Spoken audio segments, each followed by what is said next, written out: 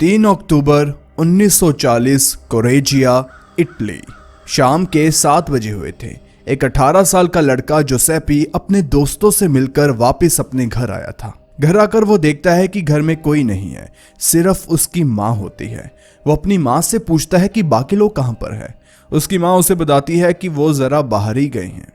इसके बाद जोसेपी अपने कमरे में चला जाता है। वो अपने कमरे में जाकर अपने बेड पर बैठा ही था कि तभी उसकी माँ उसे आवाज लगाती है और जल्दी से बाहर आने को कहती है। जोसेपी ये आवाज सुनकर कमरे के बाहर अपनी माँ के पास जाता है। उसकी माँ उससे कहती है कि तुम ऐसा करो, नहा लो।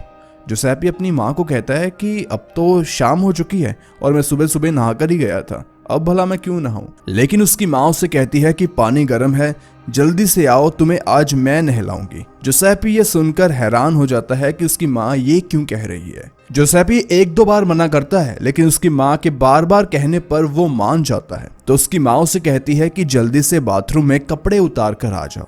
जोसेपी ऐसा ही करता है और कपड़े उतार कर बाथरूम में चला जाता है। लेकिन जब वो बाथरूम में जाता है तब उसकी माँ उसके ऊपर भड़क जाती है और वो कहती है कि मैंने तुम्हें कहा था कि अपने सारे कपड़े उतार कर आना। अब जोसेपी को शर्म तो बहुत आ रही थी, लेकिन फिर भी वो अपनी माँ की बात मान लेता है। जोसेपी ये बातें बार बार क्यों मान रहा था आपको अभी पता चल जाएगा। तो खैर वो अपने सारे कपड़े उतार कर बाथरूम में आता है। उसकी माँ उसे बाथटब में बैठाती है और उसे वहीं पर बैठे रहने को कहती है और खुद बाहर चली जाती है। उसकी माँ बाहर से एक पॉलिथीन लेकर आती है। जोसेपी अपनी माँ से पूछता है कि इसमें क्या है। उसकी माँ उस पॉलिथीन में से सोप को यानी कि साबुन को बाहर निकालती है और वो कहती है कि ये स्पेशल साबुन है, मैं आज तुम्हें इसी साबुन से नहलाऊंगी। उसके बाद उसकी माँ उस स्पेशल साबुन को जोसेपी की पूरी बॉडी पर लगाती है और उसे नहलाती है। बाद में उसे टब में वो फिर से बिठा देती है और कहती है कि तुम यहीं पर बैठे रहो, मैं जरा आती हूँ। वो बाहर जाती है और एक प्लेट में कुछ कुकीज को लेकर आती है।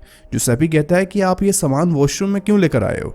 उसकी माँ कहती है कि तुम चुपचाप बैठे रहो। उसके बाद जोसेपी की माँ उससे कहती है कि ये कुकीज तुम खाओ।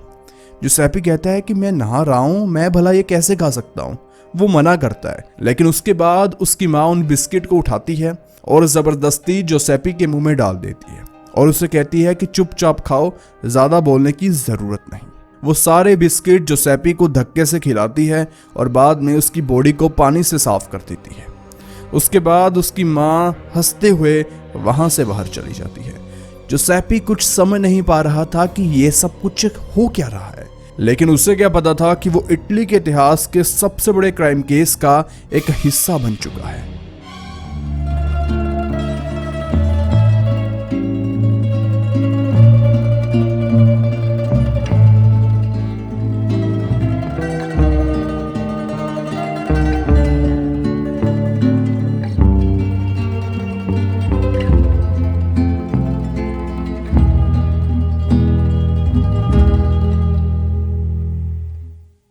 अब ये सब कुछ यहाँ पर हो क्या रहा है, ये जानने के लिए हमें थोड़ा सा पीछे जाना होगा।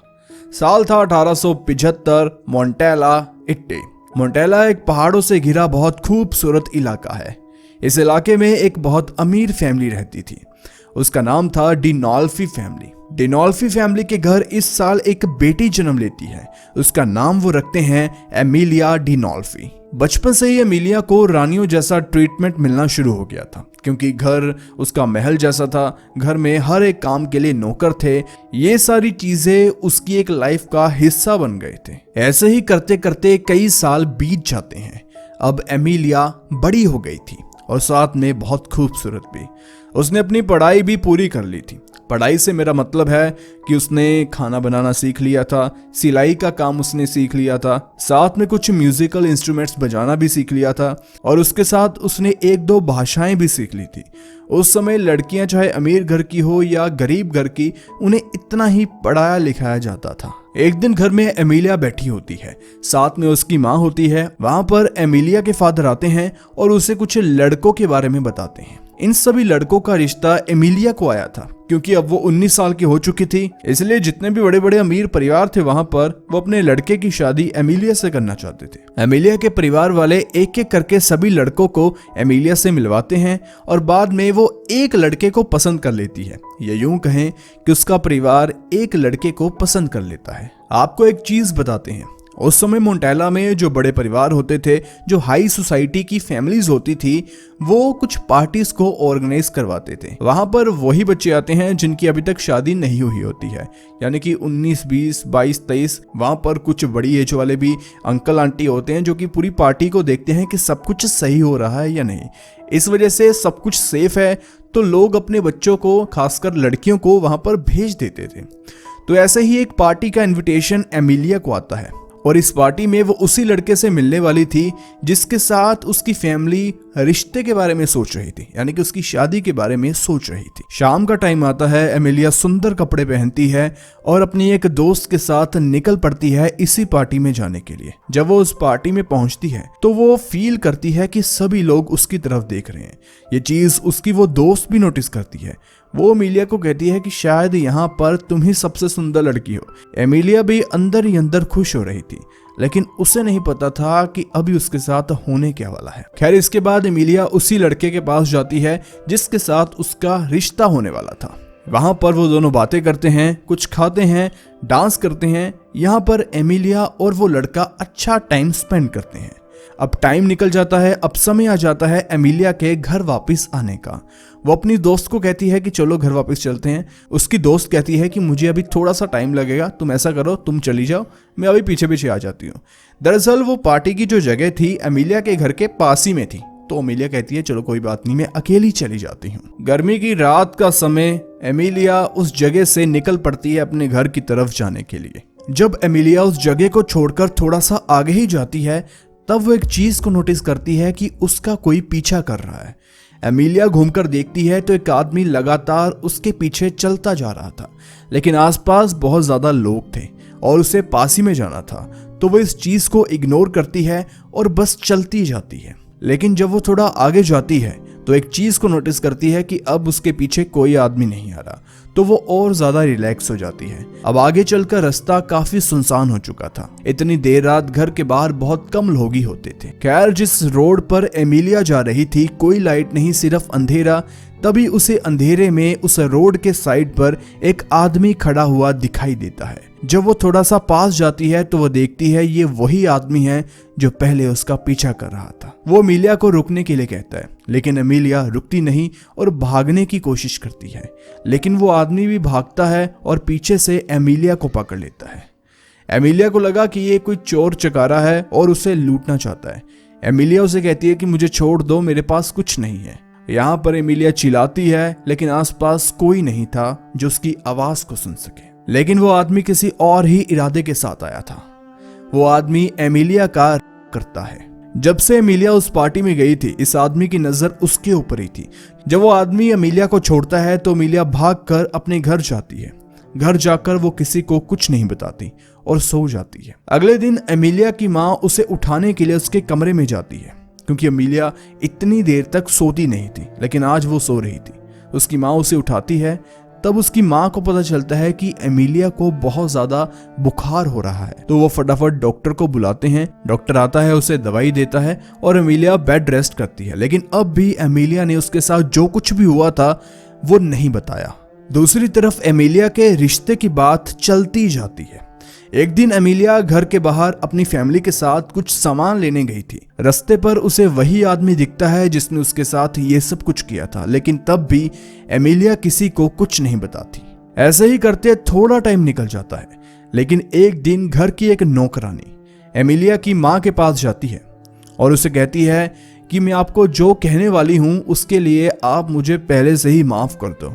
एमिलिया की माँ कहती है कि क्या हुआ? वो नौकरानी एमिलिया की माँ को बताती है कि मुझे लगता है कि एमिलिया प्रेग्नेंट है। एमिलिया की माँ कहती है कि तुम पागल हो, ऐसा कैसे हो सकता है? ऐसा नहीं हो सकता, ये तुम्हारा वहम है। अब एमिलिया की माँ ने नौकरानी को तो कह दिया था कि ऐसा कुछ नहीं हो सकता, लेकिन अब उसके मन में भी वहम पड़ गया था, तो उसने ऐसा सोचा कि डॉक्टर को बुला लेते हैं, सब सच सामने आ जाएगा। एमिलिया की माँ डॉक्टर को बुलाती है। डॉक्टर आकर अपना काम करता है और वो रिपोर्ट एमिलिया की माँ को देता है, जिसमें लिखा था कि एमिलिया माँ बनने वाली है। ये सुनकर ही एमिलिया की माँ के पैरों के नीचे जमीन खिसक जाती है। देखते ही देखते ये बात फैमिली के 1-2 लोगों को और पता चलती है वो एमिलिया से पूछते हैं कि ये सब कुछ क्या है, ये सब कुछ किसने किया। उन्हें लग रहा था कि जिस लड़के के साथ एमिलिया के रिश्ते की बात चल रही है उसने ये सब कुछ किया।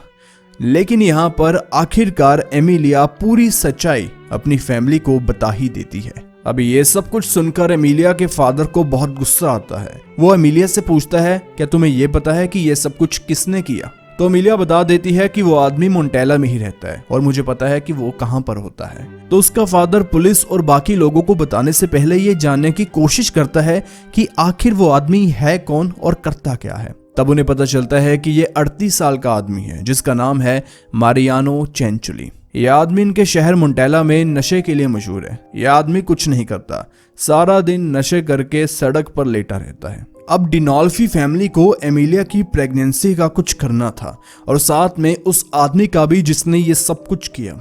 एक दिन एमिलिया के फादर पूरी फैमिली को कहते हैं कि आज शाम को हमारे घर पर गेस्ट आने वाले हैं और आप सभी लोग अच्छा अच्छा खाना बनाना और साथ में सभी तैयार होकर रहना। शाम होती है, सभी तैयार हो जाते हैं और गेस्ट भी इनके घर आ जाते हैं। सभी उनसे मिलना शुरू कर देते हैं। एमिलिया अपने कमरे से बाहर आती है उन लोगों से मिलने के लिए। वो देखती है बाहर डाइनिंग टेबल पर कुछ लोग बैठे हैं, लेकिन वो ध्यान से देखती है तो चेयर पर वही आदमी मारियानो चेंचुली बैठा था और साथ में उसकी पूरी फैमिली भी थी। इससे पहले एमिलिया कुछ बोल पाती, उसकी फैमिली उसे आकर टेबल पर बैठने के लिए कह देती है। 7 बजे उन लोगों ने खाना खाना शुरू किया था। 9 बजे तक उन्होंने खाना भी खा लिया और साथ में एमिलिया की शादी मारियानो चेंचुली के साथ फिक्स भी कर दी। एमिलिया को लगा कि अब ये आदमी पकड़ा गया, मेरी फैमिली इसे मारेगी, इसे इसके किए की सजा मिलेगी, ये जेल जाएगा। लेकिन एमिलिया की फैमिली ने उस आदमी के साथ ही अपनी बेटी की शादी फिक्स कर दी। उन्हें लगा कि अब कुछ नहीं हो सकता, अगर हमें अपनी इज्जत बचानी है तो एमिलिया की शादी इस आदमी के साथ करनी ही होगी। एमिलिया यहाँ पर रोती है, अपने माँ बाप के हाथ पैर पड़ती है, लेकिन कोई भी उसकी एक बात नहीं सुनता। लेकिन यहाँ पर सिर्फ एक ही आदमी हंस रहा था, वो था मारियानो चेंचुली। कुछ ही दिन बाद एमिलिया की शादी हो जाती है मारियानो के साथ। सभी सोच रहे थे कि इन्होंने किस आदमी के साथ अपनी बेटी की शादी की, लेकिन खैर अंदर की बात किसी को नहीं पता थी। बड़े से घर में रहने वाली एमिलिया शादी के बाद एक कमरे वाले घर में चली जाती है, जिस घर में ना तो वॉशरूम ना किचन, सब कुछ एक ही कमरे में, और वॉशरूम उन्हें पब्लिक यूज करना पड़ता था। और साथ में मारियानो का घर बहुत ही गरीब इलाके में था। हर तरफ लड़ाई गाली गलोच यही चल रहा था यहाँ पर। ऐसा नहीं था कि शादी के बाद मारियानो ने सोचा कि चलो अब मेरे ऊपर रिस्पॉन्सिबिलिटी है, कुछ नहीं सोचा उसने। ऑलरेडी उसकी एक शादी हो चुकी थी, उसकी वाइफ किसी के साथ भाग गई थी और ये सारा दिन अब भी शराब पीता, घर आकर एमिलिया को बिना वजह ये मारता पीटता। मारियानो कोई काम नहीं करता। एमिलिया की फैमिली वालों ने एमिलिया को जो थोड़े बहुत पैसे दिए थे वो सारे पैसे वो उससे लेता। अगर वो रोकती कि घर में खाना नहीं है तो फिर वो उसे मारता और उससे वो पैसे लेकर दारू पीता और बाकी नशे करता। थोड़े ही टाइम बाद एमिलिया की फैमिली का कांटेक्ट उसके साथ बिल्कुल खत्म हो गया। फैमिली ने एमिलिया को बिल्कुल साइड कर दिया और तो और एमिलिया की जो दोस्त और बाकी जो लोग थे वो भी अपने शादी में एमिलिया को नहीं बुला रहे थे। अब धीरे धीरे एमिलिया अपनी जिंदगी से हार मान रही थी, लेकिन उसे पता था कि अगर उसे खाना खाना है, घर चलाना है तो उसे कुछ ना कुछ करना होगा। एमिलिया को, जैसा कि मैंने आपको बताया, कि कपड़े सिलना, सिलाई का काम आता था, लेकिन वो जितने पैसे भी कमाती तो मारियानो उसे मारता पीटता और वो पैसे भी लेकर चला जाता। एमिलिया की जिंदगी लगभग तबाह हो चुकी थी, लेकिन एक दिन उसकी जिंदगी में एक नया मोड़ आता है। एमिलिया ऑलरेडी प्रेग्नेंट थी और वो एक बच्चे को जन्म देती है। उसे एक बेटी होती है जिसका नाम वो रखती है लियोनार्डो। जब भी कोई माँ एक बच्चे को जन्म देती है तो उसी के साथ उसकी नई लाइफ शुरू हो जाती है, लेकिन एमिलिया के केस में उल्टा ही था। लियोनार्डो के जन्म के बाद एमिलिया को धीरे धीरे उससे नफरत होने लगी, क्योंकि उसे लग रहा था कि उसकी जिंदगी में जो कुछ भी हो रहा है, उसके साथ जो कुछ भी गलत हुआ, उसका ये फिजिकल एविडेंस है लियोनार्डो। वो जब भी लियोनार्डो को देखती तो उसे वो सब कुछ याद आ जाता जो उसके साथ हुआ था। पहले वो एक इंसान के साथ मजबूरी में रह रही थी, वो था मारियानो, लेकिन अब वो 2 इंसानों के साथ रह रही थी। लेकिन दिक्कत की बात उसके लिए ये थी, लियोनार्डो के लिए उसे रातें जागना पड़ता था। रात को लियोनार्डो जब रोती थी तो उसे मार मार कर वो चुप करवाती थी। मारियानो अपना सारा गुस्सा निकालता था एमिलिया पर, एमिलिया अपना सारा गुस्सा निकालती थी लियोनार्डो पर। खैर एक दिन दोपहर के टाइम पर एमिलिया अपने घर में बैठी होती है। तभी मारियानो का एक दोस्त उसके घर में आता है। वो एमिलिया को कहता है कि जो मारियानो है उसे होश नहीं आ रहा। एमिलिया को पता था कि मारियानो 5 दिन से घर नहीं आया और ऐसा वो पहले भी कर चुका था। एमिलिया उसके साथ जाती है जहां पर वो बता रहा था कि मारियानो लेटा हुआ है। जब वो वहां पर जाकर देखती है तो मारियानो जमीन पर लेटा हुआ था। उसे बहुत ज्यादा बुखार हो रखा था। एमिलिया मारियानो के दोस्तों को कहती है कि तुम ये काम करो, इसे मेरे घर में छोड़ दो। उसके 2-3 दोस्त मारियानो को उठाते हैं और एमिलिया के घर छोड़ देते हैं। एमिलिया उसे बेड पर लेटाती है और घर का दरवाजा कर देती है बंद। उसने ऐसा बिहेव किया कि मारियानो बेड पर लेटा है या नहीं उससे फर्क ही नहीं पड़ रहा था। ऐसे ही करते करते 4 दिन के बाद मारियानो की मौत हो जाती है। उसने ना तो डॉक्टर को बताया ना किसी और को बताया। जिस दिन एमिलिया की शादी मारियानो के साथ हुई थी उस दिन से ही उसका एक सपना था कि मैं विधवा बन जाऊं, मारियानो किसी तरीके से मर जाए। और हुआ भी कुछ ऐसा ही। एमिलिया ऐसा क्यों चाहती थी?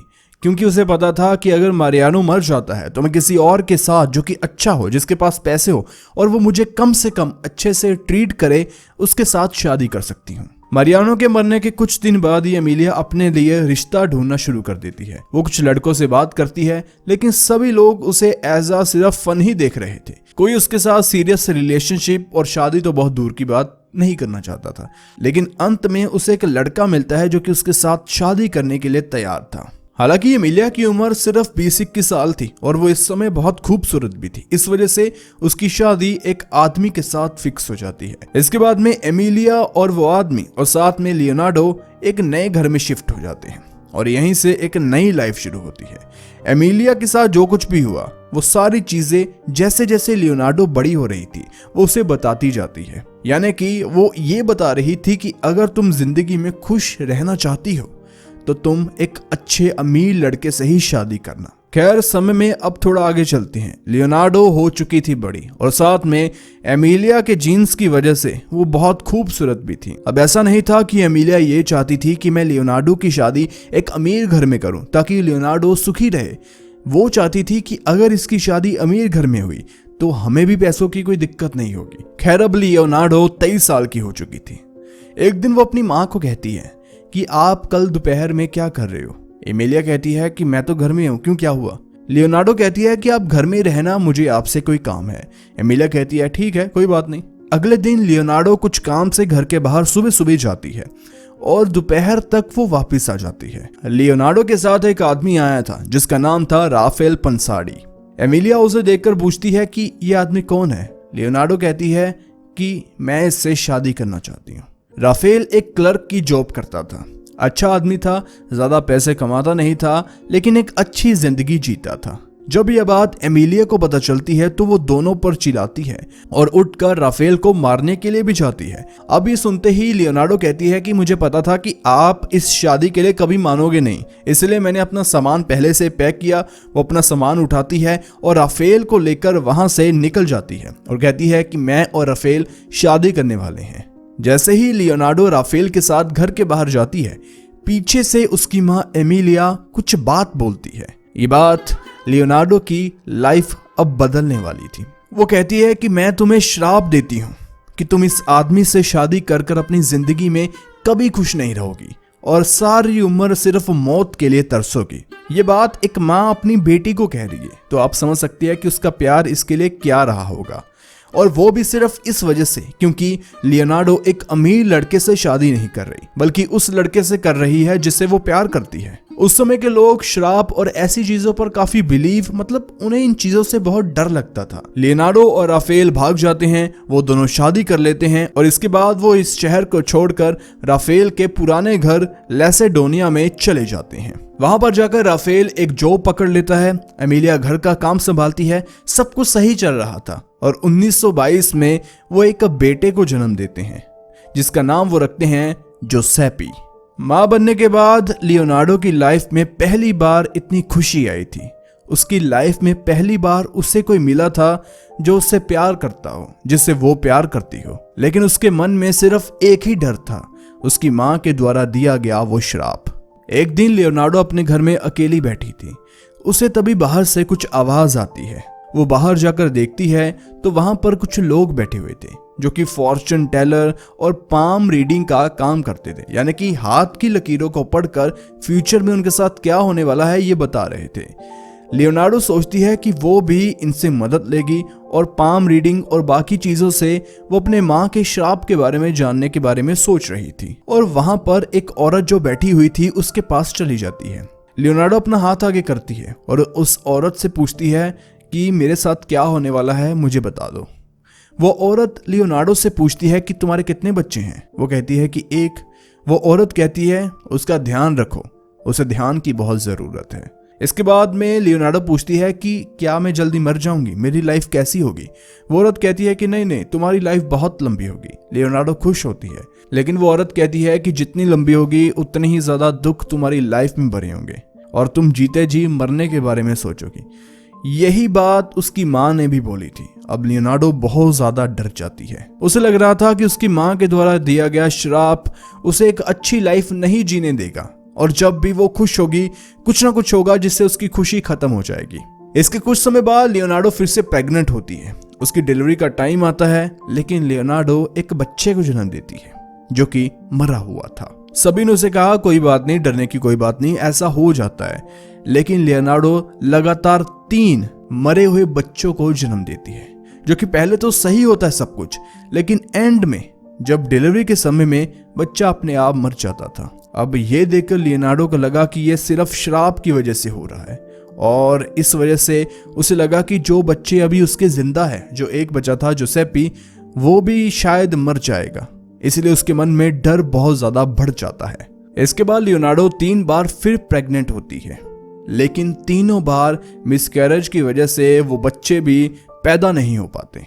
अब लियोनार्डो को कुछ समझ नहीं आ रहा था कि उसके साथ क्या हो रहा है, लेकिन आखिरकार इसके बाद वो 2 लड़कों को जन्म देती है जिसका नाम बियाजियो और बर्नार्डो रखते हैं और इसके बाद वो एक बेटी को जन्म देती है जिसका नाम वो नॉर्मा रखते हैं। लेकिन लियोनार्डो को लग रहा था कि ये बच्चे भी मर जाएंगे उसकी माँ की श्राप की वजह से, इसलिए अगर वो बच्चे थोड़ा सा बीमार होते तो लियोनार्डो पागलों की तरह बिहेव करती और बार बार उन्हें डॉक्टर के पास लेकर जाती चाहे वो ठीक भी हो। लियोनार्डो के मन में ये डर बहुत ज्यादा गहरा बैठ चुका था।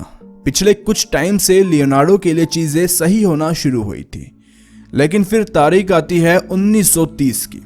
लेसेडोनिया में लोग फेस्टिवल मना रहे थे जहां पर वो लोग खेतों में जाते हैं और एक रिचुअल को परफॉर्म करते हैं।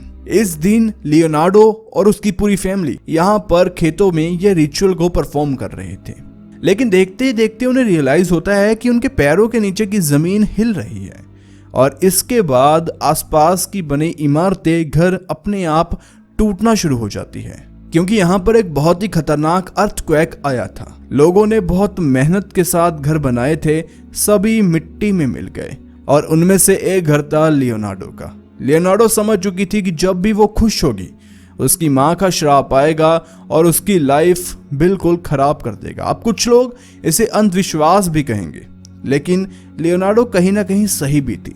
जब भी कुछ सही हो रहा होता था अचानक उसके साथ गलत होना शुरू हो जाता था। अब यहाँ पर लियोनार्डो और उसकी फैमिली का घर तबाह हो चुका था। इन्होंने सोचा कि लेसेडोनिया में अब नहीं रहेंगे, इसलिए ये एक नए शहर की तरफ रुख करते हैं। उसका नाम था कोरेजिया। जब ये लोग कोरेजिया में पहुंचते हैं तो वहां पर कुछ ऐसा होता है जिनकी उन्होंने उम्मीद भी नहीं करी थी। वहां के लोग लियोनार्डो के परिवार, जिसमें 6 लोग थे, उन्हें रहने के लिए घर देते हैं और यह परिवार अपनी लाइफ को अच्छे से जिए। इस वजह से वो राफेल को एक अच्छी सी जॉब भी दिलवाते हैं ताकि इनके घर का खर्चा चलता रहे। और वो लोग इनको जो घर देते हैं वो काफी अच्छा था और साथ में उसका कोई किराया भी नहीं लेते और सभी चीजें, कपड़े तक इन्हें देते, क्योंकि उन्हें पता था कि इनके पास कुछ नहीं है। ये सिर्फ अकेली ही फैमिली नहीं थी, वहां पर 1-2 फैमिलीज और थी जो कि लेसेडोनिया से यहाँ पर शिफ्ट हुई थी। अब यहाँ तक आपको इस केस की कहानी बहुत सिंपल लग रही होगी, लेकिन अभी तक जो कुछ भी हुआ वो एंड में जाके बहुत सेंस बनाएगा और इस केस का ट्विस्ट आपको हैरान कर देगा। खैर, यहां पर एक बहुत इंटरेस्टिंग चीज होती है कोरेजिया में। जो घर लियोनार्डो को मिला था उस घर के नीचे एक दुकान थी, लेकिन वो बंद रहती थी। तो ये सोच रहे थे कि दुकान तो है हमारे पास, हमें कौन सा किराया देना है, तो कुछ शुरू कर देते हैं। तो लियोनार्डो सोचती है कि घर में जितने भी साबुन बनते हैं तो वो खुद बनाती है, बाहर से वो खरीदती नहीं, तो उसे साबुन बनाना बहुत अच्छे से आता है। राफेल भी अच्छी जॉब कर रहा था, तो लियोनार्डो ने सोचा कि ऐसा करती हूँ, वही बना बना कर दुकान पर बेचती जाती हूँ, क्या पता लोग खरीद ही लें। अब यहाँ पर लियोनार्डो ने दुकान शुरू कर ली जहाँ पर वो साबुन बेचा करती थी। धीरे धीरे आसपास के लोग उसके साबुन को खरीदते, उन्हें बहुत अच्छा लगता, तो यहाँ पर और भी दूर दूर से लोग स्पेशल लियोनार्डो से उसके साबुन लेने आते क्योंकि उसकी क्वालिटी बहुत अच्छी थी। तो धीरे धीरे लियोनार्डो फेमस हो रही थी, उसकी दुकान अच्छी चल रही थी, तो इस तरीके से लोगों से उसकी बातचीत भी बढ़ रही थी। कई बार अगर दुकान बंद होती तो उसके घर में लोग जाते उससे सिर्फ बात करने के लिए।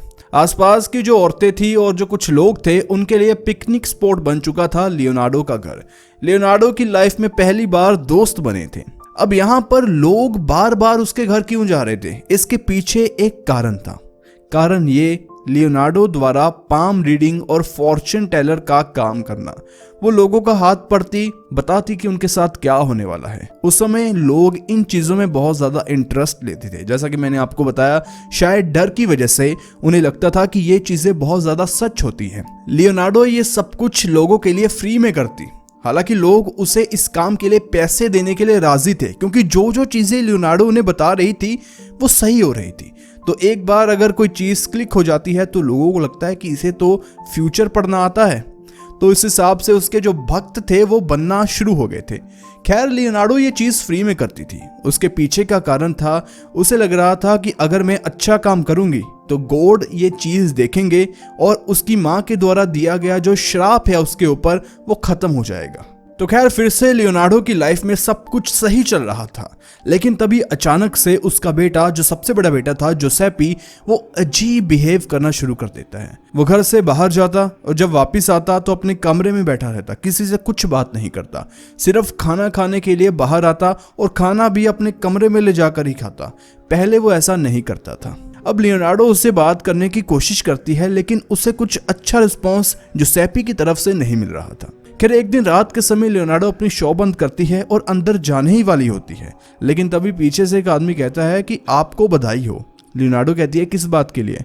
तो वो आदमी कहता है कि आपके बेटे की आर्मी में सिलेक्शन हो चुकी है और वो देश का नाम रोशन करेगा। ये सुनते ही लियोनार्डो रोने लगती है और फटाफट अंदर जाती है जोसेपी के कमरे में और उसे 2-3 थप्पड़ मारती है और उससे कहती है कि तुम ये क्यों कर रहे हो। लियोनार्डो को पता था कि वर्ल्ड वॉर 1 में क्या हुआ था, अब वर्ल्ड वॉर 2 का समय आ चुका था। लियोनार्डो भी अपने बेटे को समझाती है कि बहुत लोग मर जाते हैं ऐसे ही, तुम मत जाओ, लेकिन उसका बेटा एक बात सुनने को भी तैयार नहीं था। लियोनार्डो समझ आती है कि यह सब कुछ श्राप की वजह से हो रहा है। इन सभी चीजों के 1 हफ्ते बाद लियोनार्डो की शॉप पर एक औरत आती है। उसका नाम था फॉस्टीना। फॉस्टीना लियोनार्डो के पास आती है। वो उससे कहती है कि मुझे तुमसे कुछ बात करनी है।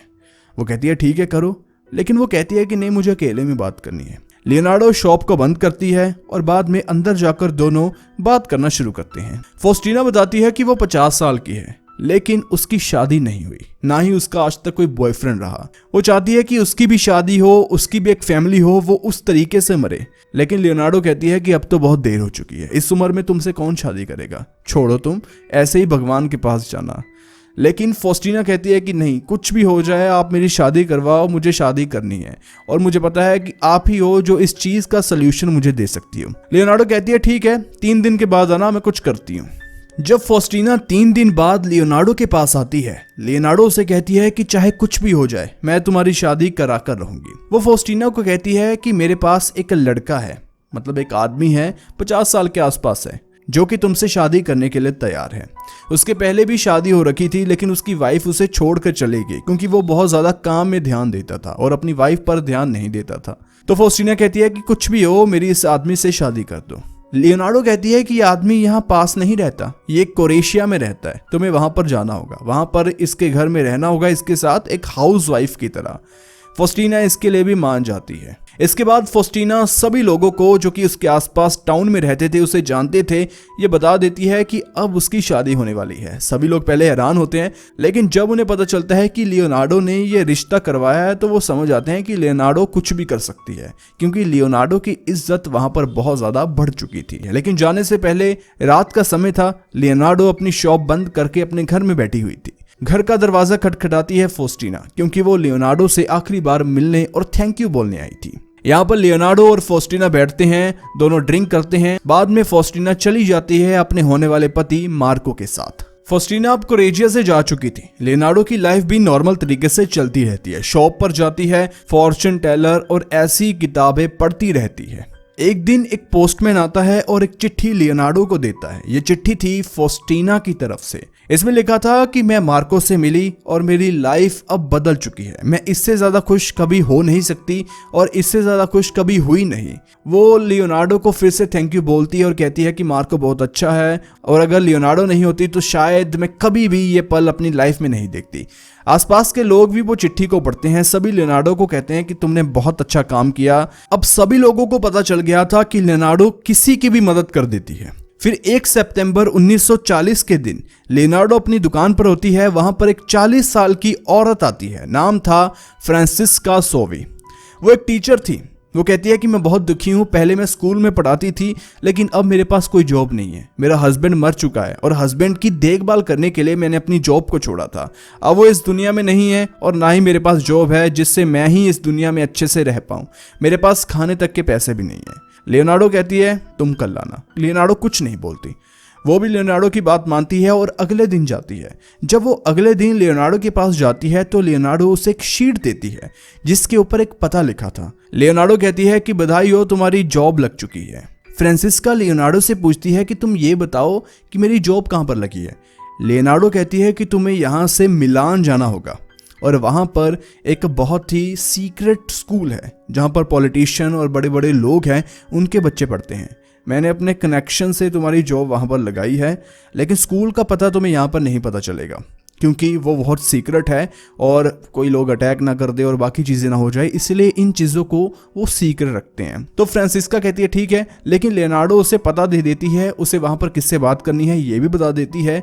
तो इस तरीके से फ्रांसिस्का बहुत खुश हो जाती है और 1-2 दिन के बाद वो टिकट करा लेती है ट्रेन की, क्योंकि उसे जाना था कोरेजिया से मिलान की तरफ। फ्रांसिस्का भी सभी लोगों से मिलती है क्योंकि उसे भी बहुत दूर जाना था।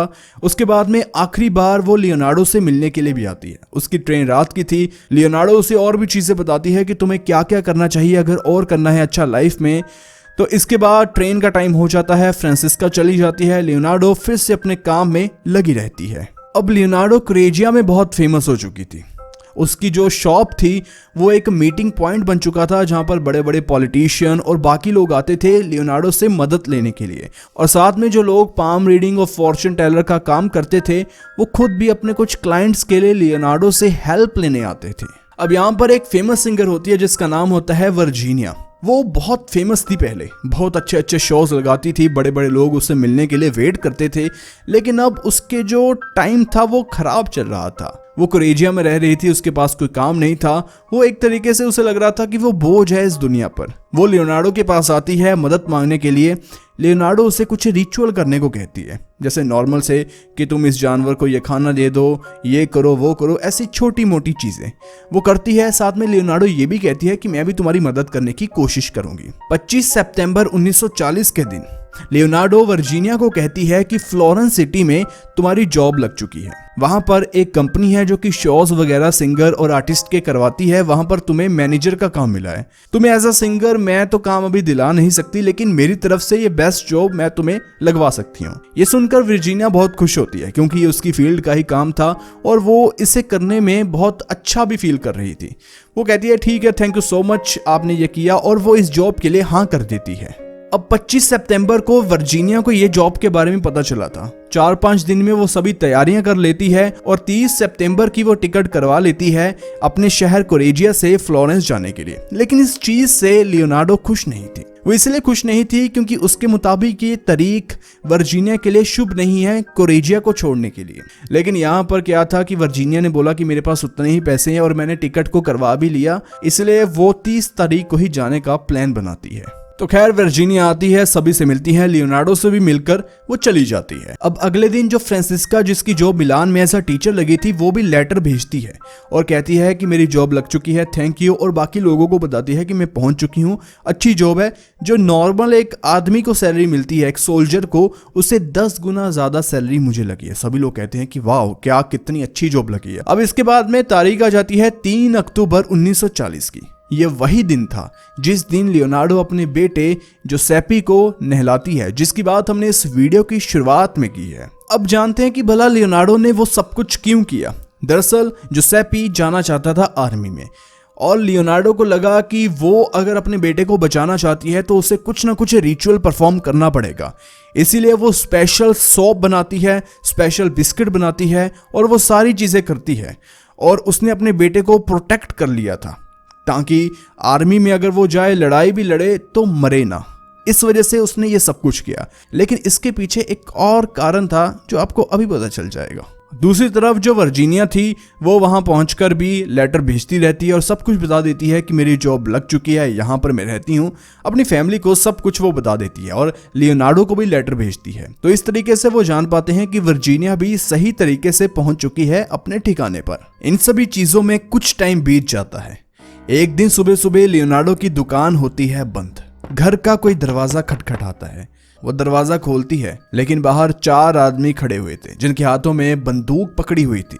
दरअसल ये पुलिस के लोग थे। ये देखकर लियोनार्डो डर जाती है। पुलिस वाले उससे पूछते हैं, वर्जीनिया को आपने भेजा है? लियोनार्डो कहती है कि हाँ मैंने भेजा है। वो कहते हैं कि कहाँ पर भेजा? लियोनार्डो पता बता देती है कि फ्लोरेंस में ऐसे ऐसे काम था, ये जगह है। यहाँ पर वो पूछती है कि लेकिन क्या हुआ? पुलिस वाले कहते हैं कि वर्जीनिया की फैमिली वालों ने कंप्लेंट लिखवाई है कि उनकी जो लड़की है वर्जीनिया वो लापता है। लियोनार्डो वो लेटर पुलिस को दिखाती है जो वर्जीनिया ने उसे भेजे थे। पुलिस उन लेटर्स को पकड़ती है और बाकी चीजें चेक करती है कि स्टैंप लगी है, भेजे गए हैं। वो कहते हैं कि हाँ बात तो सही है। उसके बाद में वो इन लेटर्स को साथ में ले जाते हैं और लियोनार्डो से कहते हैं कि अगर आगे चलकर आपकी मदद की हमें जरूरत पड़ेगी तो हम आपकी मदद लेंगे। अब ये बात पूरे टाउन में फैल गई थी। इसके बाद जो फ्रांसिस्का थी जिसकी जॉब स्कूल में लगी थी, उसके फैमिली वाले जाते हैं पुलिस के पास। वो कहते हैं कि लियोनार्डो ने फ्रांसिस्का को भेजा था जॉब करने के लिए, लेकिन अब ना तो उसका कोई लेटर आ रहा है ना ही आगे से कोई रिस्पॉन्स आ रहा है। तो पुलिस वाले इलाके के लोगों से पूछते हैं कि लियोनार्डो ने और किस किस को भेजा है। तो पता चलता है कि एक और औरत है फॉस्टीना, जो कि 50 साल की थी, जिसकी शादी करवाई है क्रोएशिया में। तो पुलिस वाले वहां पर पता करवाते हैं कि क्या फॉस्टीना नाम की किसी औरत की शादी हुई है क्रोएशिया में। तो उन्हें पता चलता है कि ऐसी कोई औरत की शादी वहां पर हुई ही नहीं। तो उन्हें लगा कि शायद फॉस्टीना ने अपना नाम बदल लिया होगा। तो पुलिस वाले अथॉरिटी से चेक करते हैं क्या किसी ऐसी औरत की शादी हुई है जिसकी एज 50 साल हो, लेकिन ऐसी भी किसी औरत की शादी नहीं हुई थी। अब पुलिस को लगा कुछ ना कुछ तो गड़बड़ है। इसके 2 दिन के बाद पुलिस जाती है लियोनार्डो के घर। लियोनार्डो दरवाजा खोलती है। पुलिस दरवाजा खुलने के बाद कुछ नहीं बोलती, सीधा जाती है एक कमरे के अंदर। कमरे के अंदर बैठा होता है जोसेपी। पुलिस उसे पकड़ती है और उसे हथकड़ी लगाकर अपने साथ ले जाती है। लियोनार्डो को कुछ नहीं समझ आया और आसपास जो लोग इकट्ठा हुए थे उन्हें भी कुछ समझ नहीं आया कि जोसेपी को क्यों लेकर जा रहे हो। लेकिन उन्हें बाद में सिर्फ यही सुनाई दिया जब पुलिस आपस में बात कर रही थी कि आखिरकार तुम पकड़े ही गए। लेकिन किसी को कुछ नहीं पता था कि यहाँ पर हुआ क्या। दरअसल पुलिस ने उन तीनों लेटर्स को अच्छे से देखा जो कि उन 3 औरतों ने भेजा था जिनको लियोनार्डो ने काम या शादी के लिए भेजा था। उन लेटर्स में सब कुछ सही था, लेकिन एक दिक्कत थी कि वो तीनों लेटर पास के ही एक टाउन से भेजे गए थे। वो क्रोएशिया, फ्लोरेंस या मिलान से, जो दूर दूर के शहर थे जहां पर वो गए थे, वहां से भेजे नहीं गए थे, बल्कि क्रोएशिया के साथ वाले टाउन से ही भेजे गए थे। जब पुलिस उस पोस्ट ऑफिस में जाते हैं जहां से ये लेटर भेजे गए थे, तो वहां पर वो जाकर पूछते हैं कि इन लेटर्स को डालने कौन आया था। क्या एक औरत आई थी? क्योंकि पुलिस का शक उस समय तक लियोनार्डो के ऊपर था। लेकिन वो कहते हैं कि नहीं, औरत तो नहीं आई थी, एक लड़का आया था। वो कहते हैं कि लड़का कौन आ सकता है। लेकिन एक पुलिस ऑफिसर जोसेपी की फोटो दिखा देता है, जो कि उसने आर्मी वाला जब फॉर्म फिल किया था तब दी थी।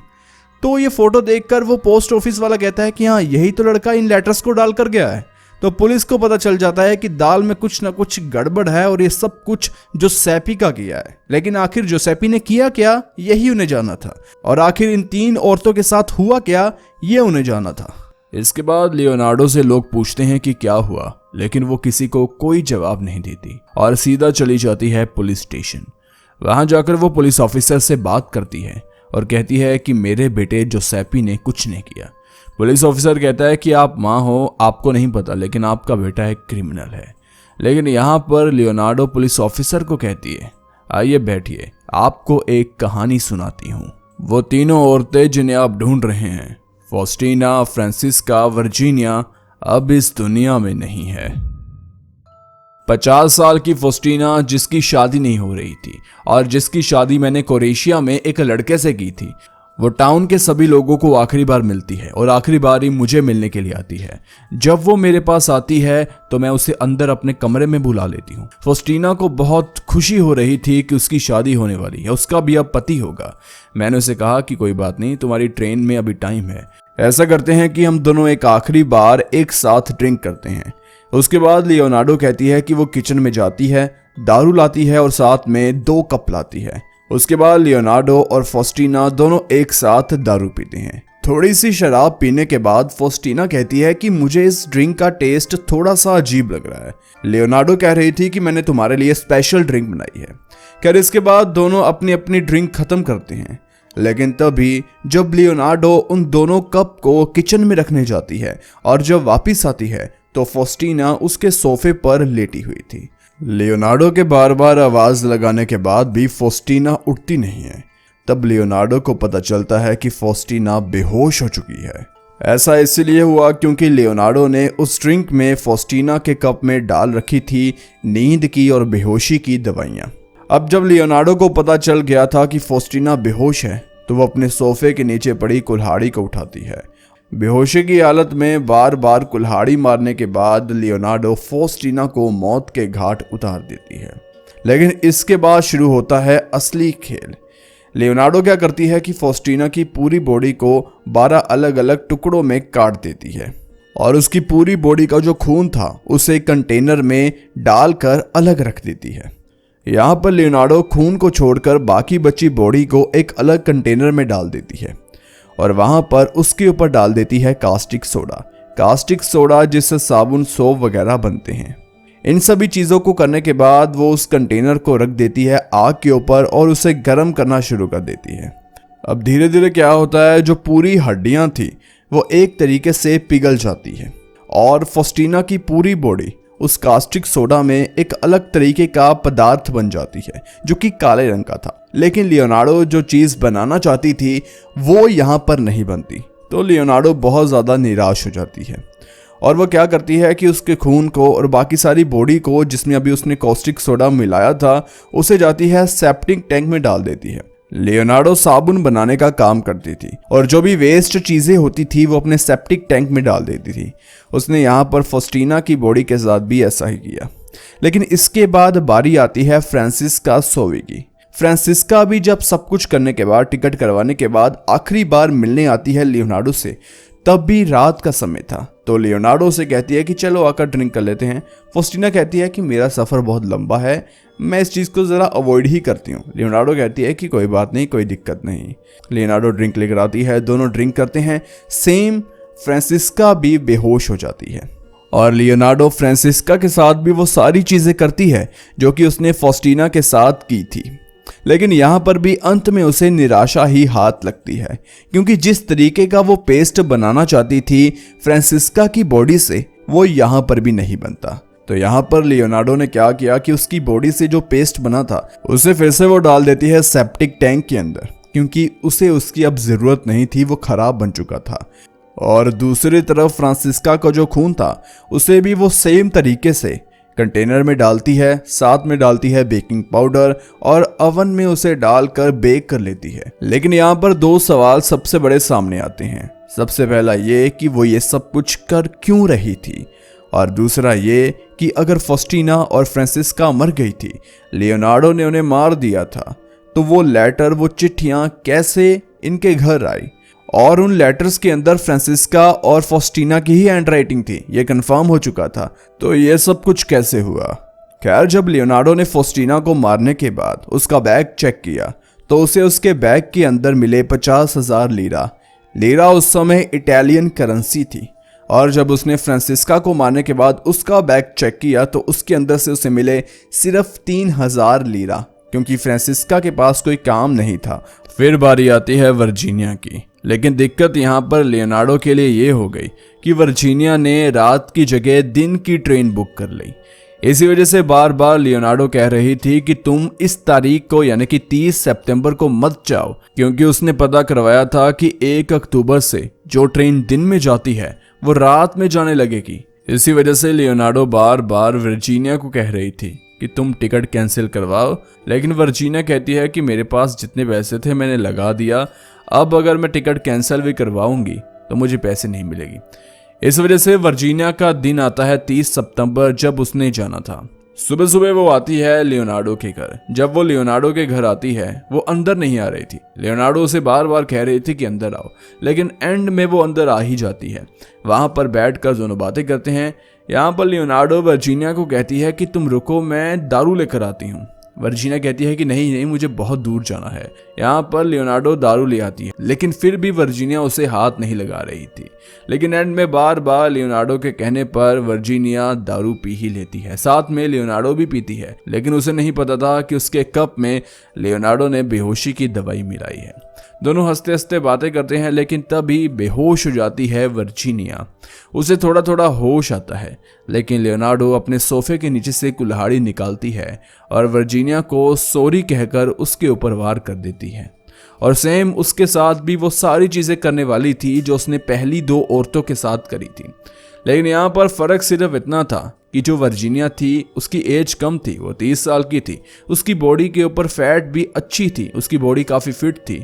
अब यहाँ पर लियोनार्डो को लग रहा था कि जिस तरीके का पेस्ट वो बनाना चाहती है, वर्जीनिया की बॉडी उसे बना देगी।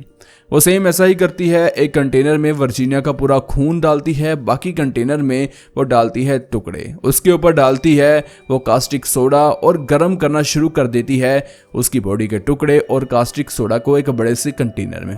लेकिन देखते ही देखते पेस्ट वैसा ही बन जाता है जैसा लियोनार्डो को चाहिए था, बिल्कुल सफ़ेद वाइट, जिससे साबुन बन सकते थे।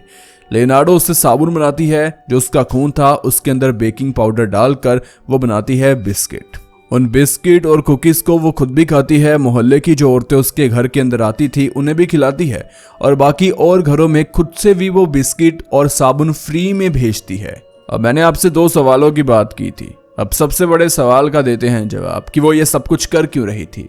वो ये सब कुछ इस वजह से कर रही थी कि ताकि उसके बच्चे उसके माँ के द्वारा दिए गए शराब से बचे रहें।